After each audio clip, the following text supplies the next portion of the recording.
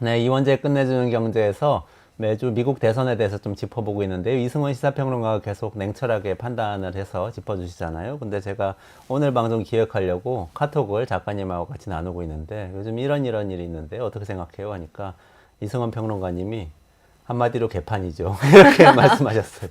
그 개판이 무슨 판인지, 미국 대선 도대체 무슨 일이 벌어지고 있는 건지, 누가 이기고 있는지 이승원 평론가 모시고 말씀 좀 들어보겠습니다. 안녕하세요. 안녕하세요. 죄송해요. 사적인 카톡을 사적인 공개해서. 카톡, 네, 개판이다, 멍멍이 판이다, 네, 뭐 얘기했으니까. 근데 왜 그래요? 뭐 일단 그 뭐 판세가 그 트럼프 쪽으로 좀 이제 유리하게 뒤집혔다, 뭐 그걸 말씀드리기보다는 돈 선거가 돼버린 게 아닌가 싶어서. 그러니까 우리나라는 지금 여론조사 때문에 난리잖아요. 지난 네네. 대선이 어땠는지 뭐 등등 얘기 나오고 조작했다고 있는데, 조작했다 나오고 나오고 뭐 이게 돈과 여론조사 모든 게 얽히듯이 미국도 지금 마찬가지입니다. 돈 많은 사람들은 돈 뿌리면서 트럼프 지지해라. 대표적으로 일론 머스크.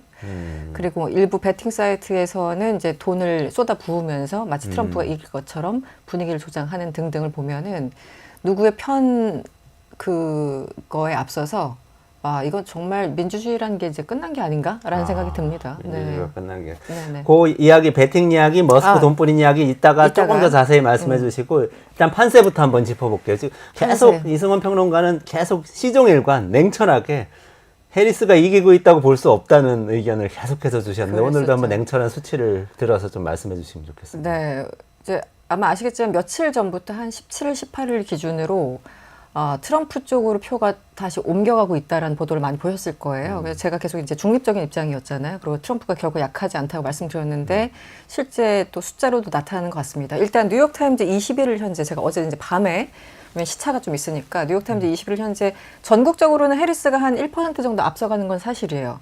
그리고 워싱턴 포스트도 한 2%포인트 앞서갑니다. 20일 현재. 그런데 이제 좀 구체적으로 가면은 더 힐이라는 그 정치 전문 매체 있지 않습니까? 근데 여러분들 이제 보실 게, 우리나라도 여론조사 쭉 나오면 뭐 리얼미터도 있고 뭐 꽃도 있고 뭐 여러 가지 있잖아요. 그런데 여론조사 기관마다 지지하는 후보나 성향이 좀 달라요. 그래서 우리도 보면은 이거 약간 조금 진보적인 혹은 보수적인 이런 게 있듯이, 미국도 여전히 이 사이트마다 혹은 여론조사 기관마다 성격이 있어서 그걸 감안해야 되는데 너무 많기 때문에 그걸 다 추적하기는 참 힘듭니다. 어쨌든 더힐은 나름대로 중립적이라는 매체고, 굳이 따지자면 중립에서 약간 오른쪽, 뭐 이 매체, 그리고 선거 전문 사이트인 그 디시전 데스크라는 데서 자체 조사를 했는데, 지난 8월 이후에 처음으로 트럼프가 해리스에 앞설 가능성이 높다라는 발표를 한 거예요. 네. 그래서 기존에는 해리스가 한 50% 이상, 54에서 56으로 트럼프 44에서 46, 한 10% 정도 앞서갔었는데, 최근에 했더니 트럼프가 52가 나왔어요. 해리스 42. 그러니까 완전 역전된 거죠. 이 더힐과 디시전 데스크 자체 조사 보면은. 그런데 구체적으로 보면은 이제 위스컨신, 우리 블루월이라고 하는 위스컨신하고 미시간 쪽에서 트럼프 쪽으로 이렇게 조금씩 이제 옮겨갔나 봅니다. 그리고 제일 많이 우리나라에서 언급되는 사람이 네이트 실버라는 정치 분석가예요. 여론조사 분석가죠. 그 538이라고 538이라고 538 여론 분석하는 그 사이트 여러분 보셨을 텐데, 이 네이트 실버가 창업한 게 그 538이에요. 그 538을 ABC 방송국에 이제 넘겼어요. 그래서 지금은 네이트 실버는 그 블루틴이라고 자기 자체 여론조사 사이트를 열고 있고, 538은 너무 잘 되고 이제 사람들이 권위를 인정하니까 ABC가 사간 거예요. 그래서 이제 네이트 실버가 무슨 말을 하는지를 이제 주시해서 보는데, 기본적으로 이 사람은 민주당 쪽 사람이긴 해요. 그러니까 해리스에 대해서 우호적인데, 그럼에도 불구하고 지난 21일 트럼프가 승리할 수 있는 24가지 이유라면서 쭉 적었어요. 근데 저도 이제 쭉 봤는데 24가지가 많이 이제 중복됩니다. 네. 그럼에도 불구하고 줄곧 해리스가 실질적으로 이길 것이라고 예상을 했던 이 네이트 실버마저 트럼프가 우승할 가능성이 높아졌다라고 하니까, 이게 지금 이제 미국 전체 언론에 난리가 난 거죠. 전국적으로 보면은 네이트 실버가 한 것도 해리스가 전국적으로 보면 한 1.8 정도 우세해요.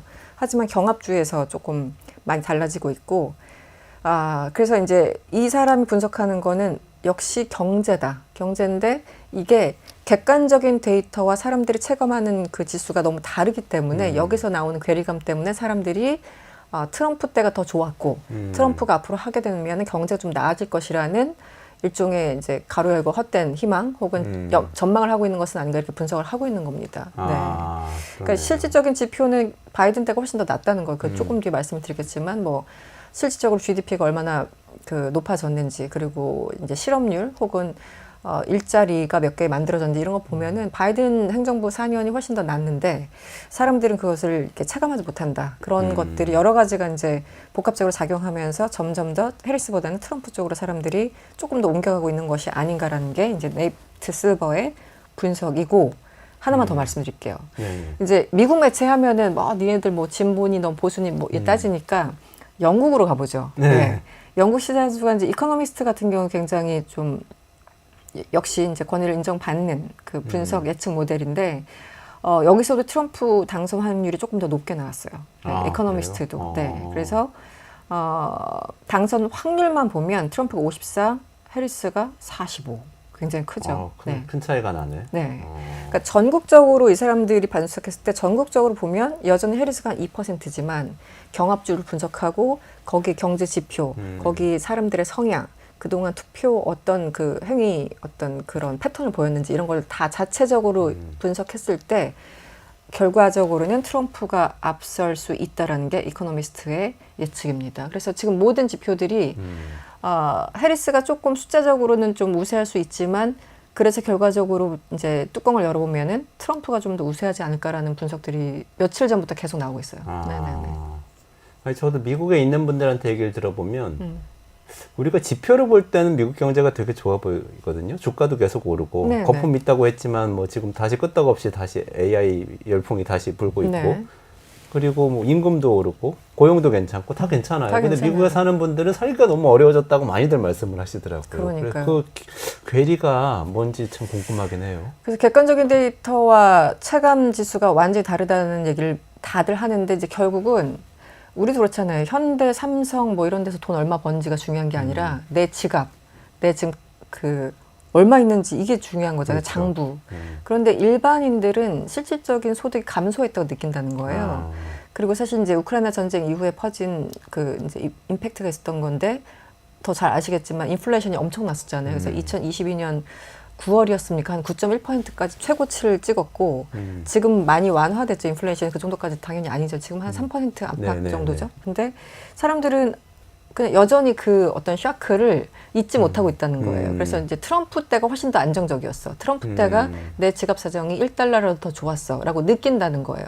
그래서 이 물가가 뭐 다른 지표 다 필요 없이 이 물가가 가장. 근데 사실은 우리가 이것저것 다 사지 않고 늘 먹는 거 먹고 사는 거 그렇죠. 사고 딱 그 네. 아이템이 정해져 있잖아요. 근데 그것만 보면은 여전히 뭐 한 20%까지 이제 소비자 물가가 올랐다라는 데이터가 있거든요. 그러니까는 나 어디 가서 뭐 애기 뭐 장난감을 하나 사주고 싶다. 뭐 내 아이한테 뭘 이제 사주고 싶다라고 마켓을 가면은 너무 비싼 거야. 10,000원 하던 게 12,000원, 13,000원 하니까 예를 들면 그런 지표들이 네, 체감 경제가 굉장히 다르다는 거죠. 우리가 우리나라에서도 흔히 얘기하는 생활 물가, 체감 그래, 물가는 맞아요. 많이 올랐는데 물가 상승률은 항상 네. 2.몇 %로 그래서 나오는 도대체 저거 뭐야? 상황. 이런 네. 얘기 우리도 하잖아요. 배추값은 뭐 2배로 올랐는데 맞아요. 물가 상승률은 항상 2%대 뭐 이런 상황인가 보네요. 근데 네. 지난번에 말씀하실 때 뭐 하여튼 전체 지지율 뭐 확률 이런 것도 중요하지만 경합주 몇 군데를 들여다보는 게 굉장히 중요하다 이렇게 말씀하셨잖아요. 네. 그 경합주에서 판세는 지금은 어때요? 혹시 좀 그림을 띄워주시면 제가 워싱턴 포스트와 그리고 뉴욕 타임즈 그 표 두 가지를 좀 가지고 왔는데 지금 이게 워싱턴 포스트입니다. 제가 어제 밤에 이제 본 건데요. 뭐 여러 가지 이건 지금 뉴욕 타임즈고 네 어떤 것도 상관없습니다. 앞에 거 좀 보여주시겠어요? 네. 이거 이제 워싱턴 포스트인데 지금 보면은 저희가 계속 제가 몇 주간 말씀드렸는데 위에 블루월이라고 하는 위스콘신, 미시간, 펜실베이니아는 여전히 해리스가 앞서가고 있어요. 그리고 네바다까지 해서 네 곳이 앞서가고 있는데 여전히 파란색이죠. 해리스가 앞서가고 있고 노스캐롤라이나랑 그 조지아, 애리조나 여기는 원래 트럼프가 조금 앞섰어요. 근데 그쵸 퍼센트 보시면 알겠지만 뭐 1%, 2% 혹은 1% 미만으로 앞서고 있기 때문에 오차 범위를 이제 감안한다면 의미 없다.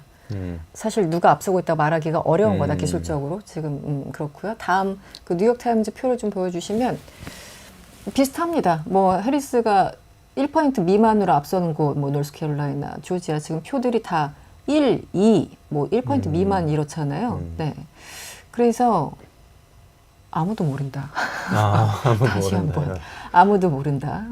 그래서 지금 이 가운데 뭐 보여드리는 게 지금 보이실 것 같은데 2020년에는 어땠나 이제 그거 이제 비교해서 보라고 표가 굉장히 친절하게 나온 거예요. 그러니까 제일 위에 펜실베니아 2020년 당시에는 그 민주당이 1.2% B가 민주당이니까. 네, R이 이제 그 리퍼블릭 그 공화당이고요. 그래서 이제 4년 전에는 결과는 이랬는데 지금 2024년 현재 해리스는 저 점수야라고 보여주고 있는 거죠. 근데 그걸로 보면 4년 전보다 트럼프가 유리해진 곳들이 더 눈에 맞아요. 띄는데요. 예. 세 군데나 되는데. 바이든 같은 경우 그때 7개 경합주에서 노스캐롤라이나 하나 빼고 다 바이든이 이겼어요. 네. 뭐 10,000표 차이든 20,000표 차이든. 근데 지금 트럼프가 7개 중에 한 3곳을 이기는 것으로 나오니까 지표만 보면 당시 바이든보다 지금 해리스가 성적이 안 좋죠.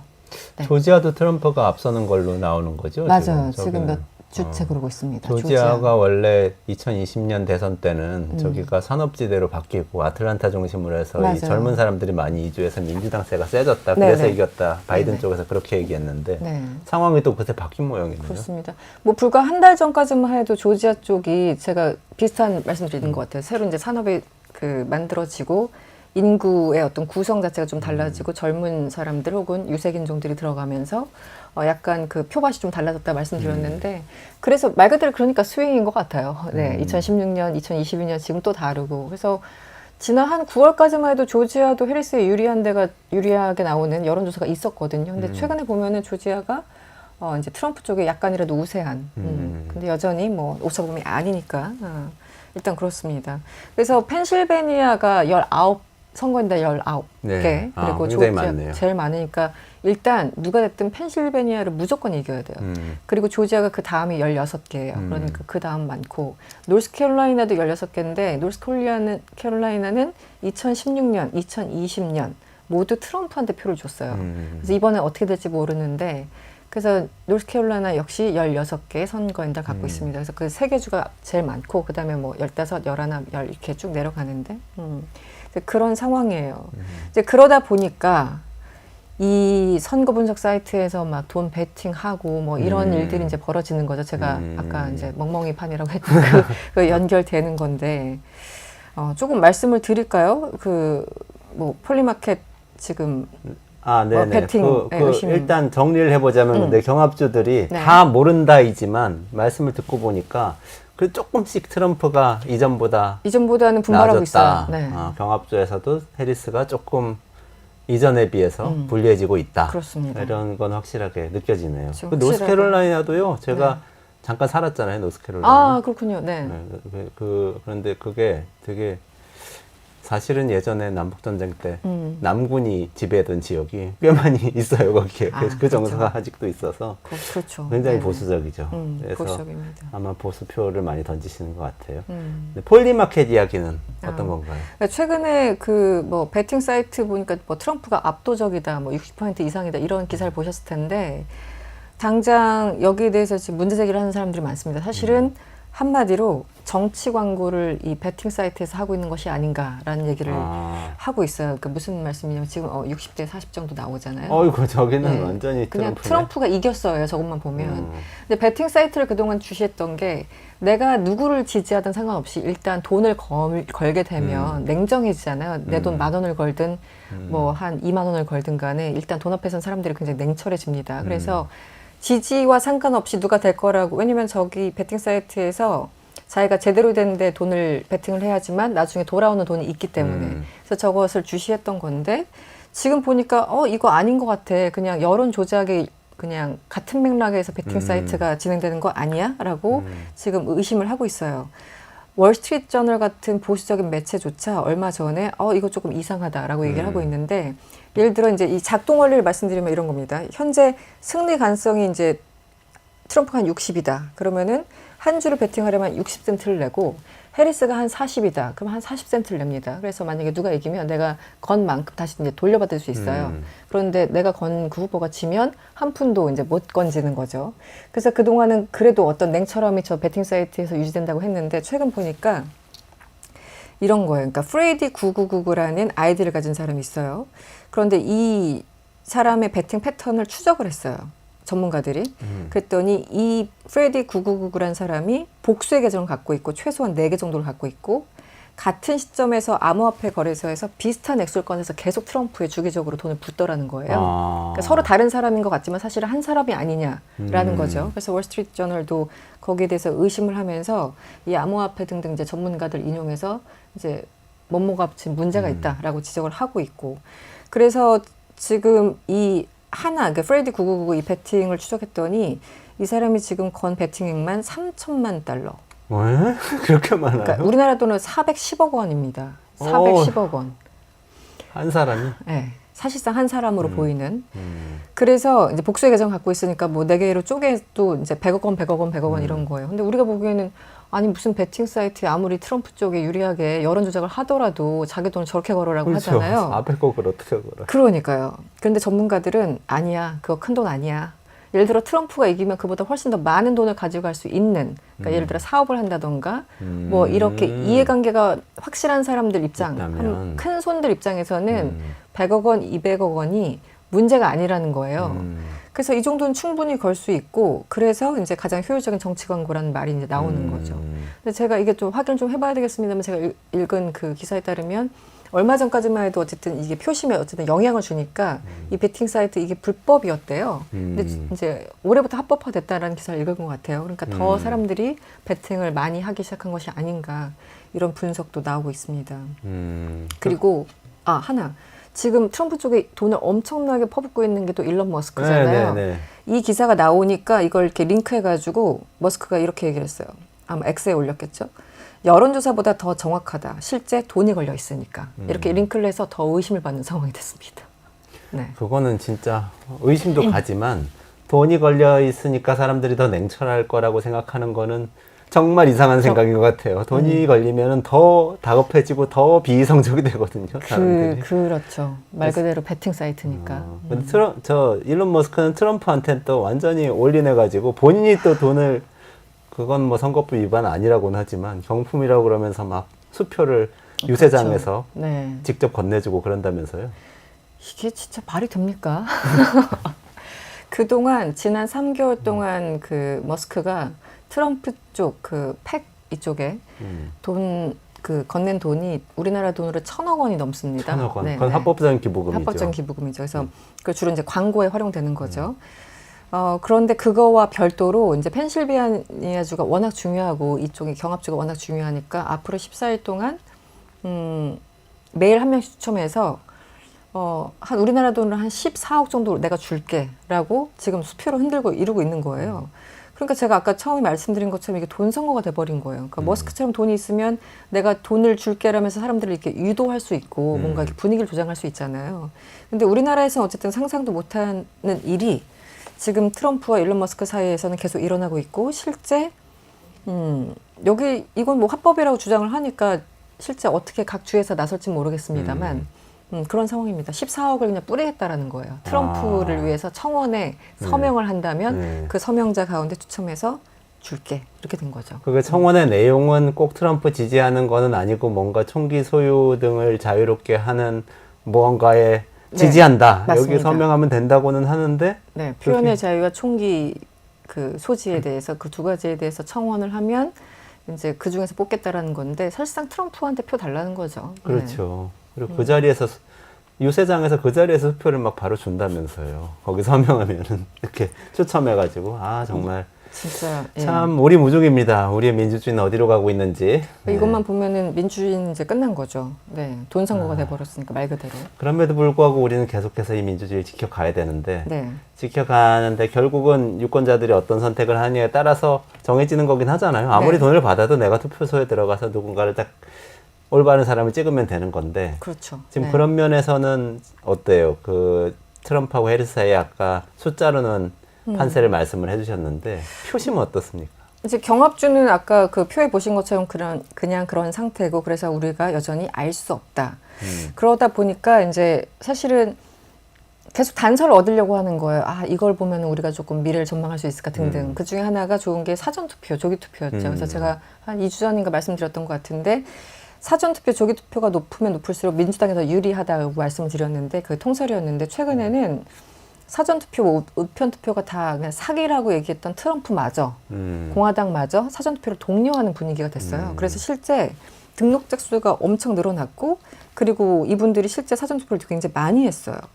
그래서 노스캐롤라이나 같은 경우 조기투표 첫날 17일 날 35만 명 이상이 참여해서 기록을 세웠고 양일간 50만 명이 투표를 했습니다. 이게 기록이라고 합니다. 그리고 조지아도 조기투표 첫날 기존 기록을 2배 넘겼고요. 그리고 18일 오후까지 120만 명이 투표했대요. 그러니까 2020년 같은 기간에 비해서 2배 이상 많은 사람들이 지금 사전투표를 하는데 이러면 이제 무조건 민주당한테 유리해라고 할 텐데 지금 보니까 아니야 공화당원들도 많이 찍었는데라는 표가 나오고 있는 거예요. 그래서 이것도 굉장히 좀 지표가 지금 희석되는 면이 없지 않아 있습니다. 네.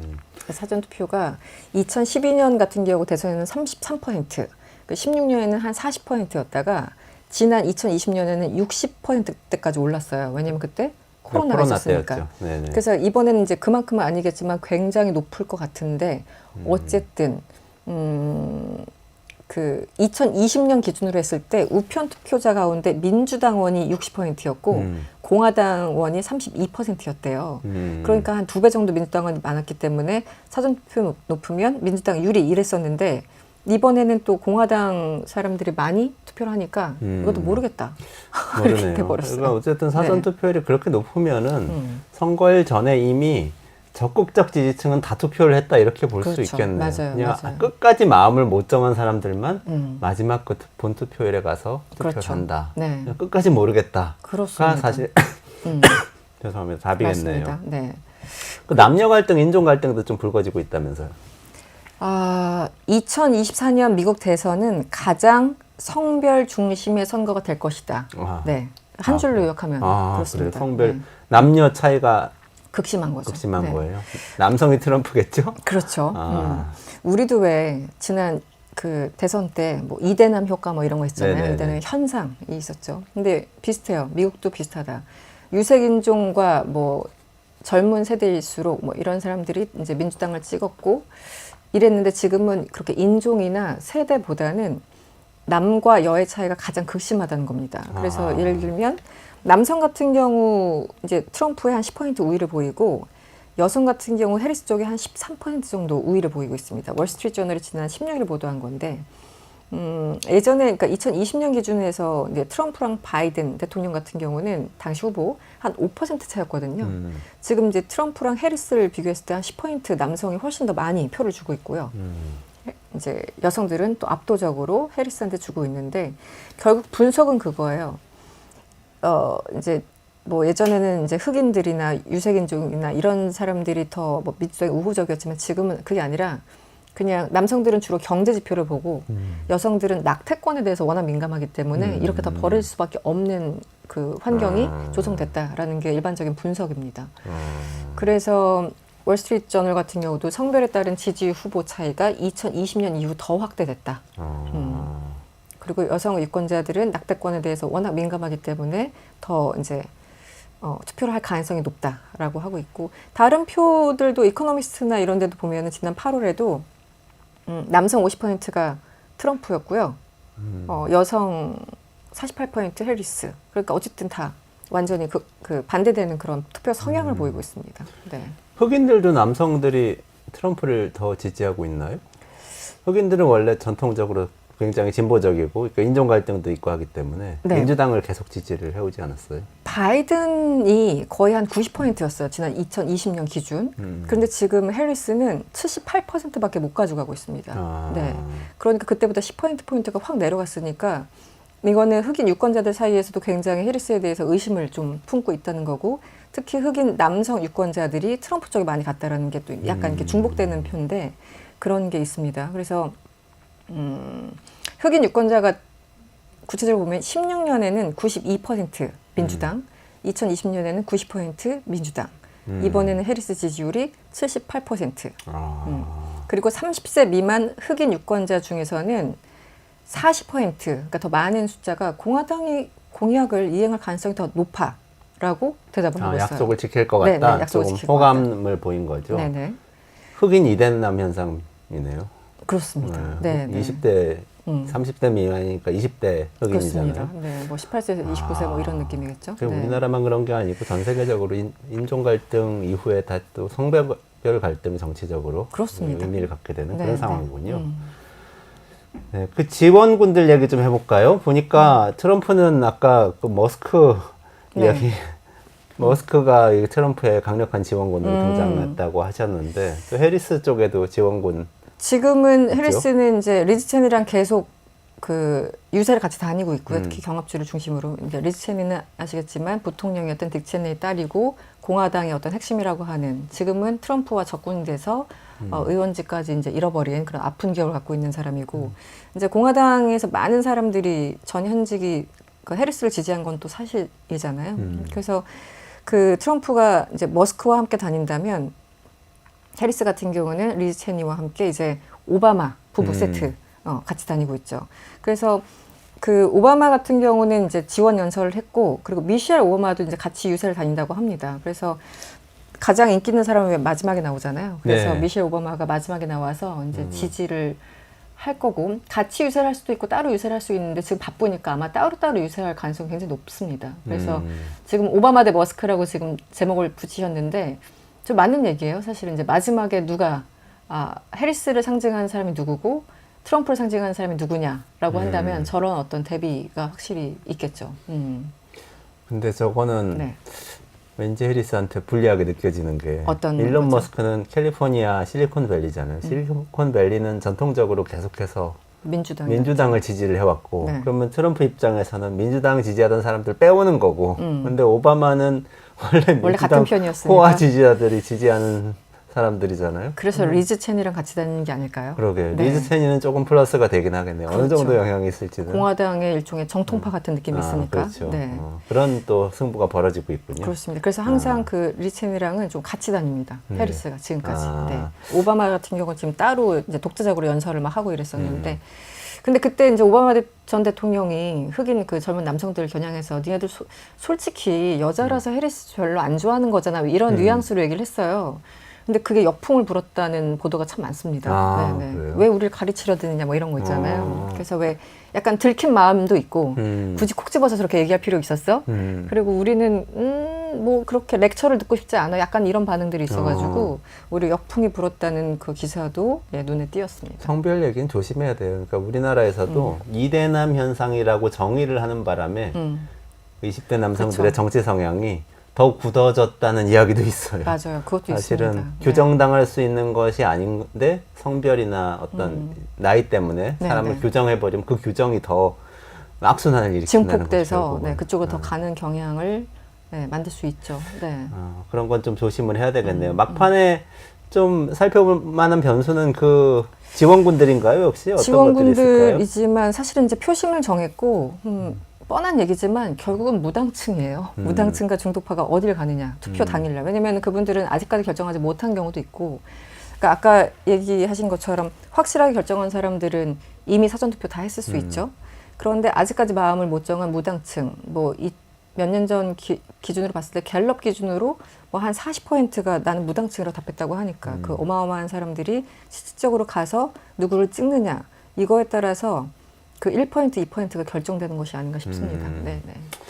알겠습니다. 오늘 여기까지 말씀드릴까요? 네. 이승원 시사평론가하고 미국 대선 이야기 다시 짚어봤습니다. 네, 약간 트럼프가 우세해진 것 같은 뉘앙스의 말씀을 해주셨고 네. 막판에 그 성별 갈등, 남녀 간의 갈등이 어떤 변수를 작용할지 좀 지켜봐야 될 것 같고요. 이승원 평론가하고 같이 오늘 인사드리고 물러가겠습니다. 고맙습니다.